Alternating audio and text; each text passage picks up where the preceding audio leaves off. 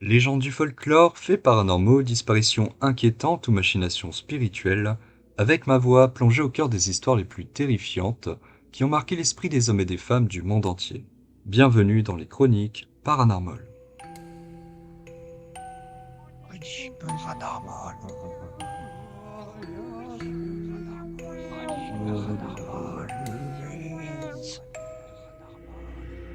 Dans cet épisode, je vais vous raconter l'étonnante légende de la départementale D419 du Haut-Rhin.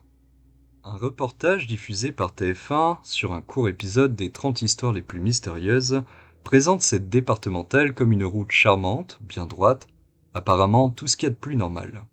La voix off ajoute même que 124 accidents, dont les causes restent pour la plupart inexpliquées, ont lieu en 4 ans de 1994 à 1998, à quelques pas d'une auberge. La question suivante se pose, est-ce que cette route est maudite ? Alsace, au sud de Mulhouse, une route charmante, bien droite, des plus ordinaires, a priori tout ce qu'il y a de plus banal. Et pourtant, ouvrez bien les yeux, ce petit tronçon d'1 kilomètre à peine est le siège terrible du plus grand nombre d'accidents de toute la région. En 4 ans, 124 très exactement, et ça continue. Des accidents en cascade, et pour les 3/4 inexpliqués, cette route serait-elle maudite ? Dans ce reportage, Joseph Birkner, un spécialiste en géobiologie, intervient pour affirmer que ces faits sont réels. Pour lui, les accidents sont dus à des anomalies du champ magnétique terrestre, ce qui peut enclencher chez le conducteur un stress, une perte de conscience et de connaissance. Malgré ces propos, il est important de savoir que la géobiologie n'est toujours pas reconnue comme une science exacte, que ce soit à l'époque de diffusion du reportage ou encore maintenant. Une femme ajoute quant à elle que des âmes de soldats enterrés dans des charniers qui ne trouvent pas le repos proche de la départementale seraient présents. Selon ses dires, ils enterraient cette route droite afin de pouvoir rejoindre le royaume des morts en compagnie des automobilistes.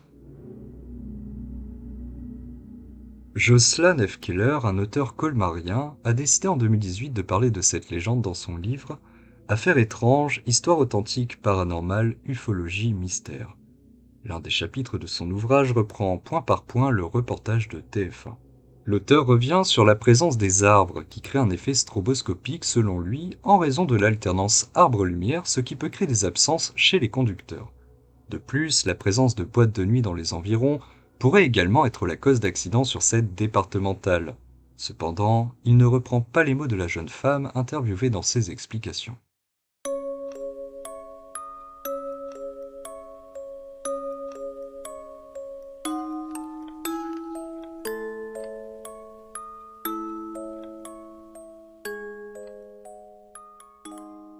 À ce jour, il n'existe aucune preuve sur le fait que la départementale D419 soit tentée ou maudite. Depuis l'apparition des radars automatiques en 2016 sur cette portion, le nombre d'accidents a fortement diminué. Ainsi, des questions se posent. Était-ce un coup monté de la part des équipes de TF1 travaillant sur un reportage sans fondement ? Était-ce une fiction mystérieuse colportait la télévision comme les politiques d'extrême droite ?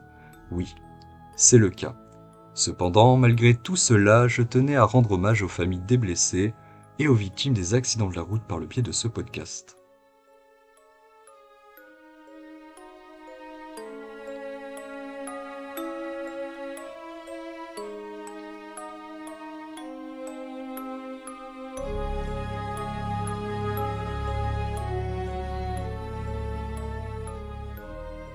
Sachez que si cet épisode vous a plu, vous pouvez l'indiquer dans les commentaires. Vous pouvez aussi, si l'envie vous en prend, le partager sur vos réseaux sociaux personnels. Si vous souhaitez être tenu au courant des prochains épisodes, n'hésitez pas à cliquer sur la petite cloche ou carrément vous abonner pour soutenir ce podcast, soit sur Spotify ou sur YouTube. En tous les cas, on se retrouve prochainement dans les chroniques paranormales pour une nouvelle histoire sous ce format. Paranormal.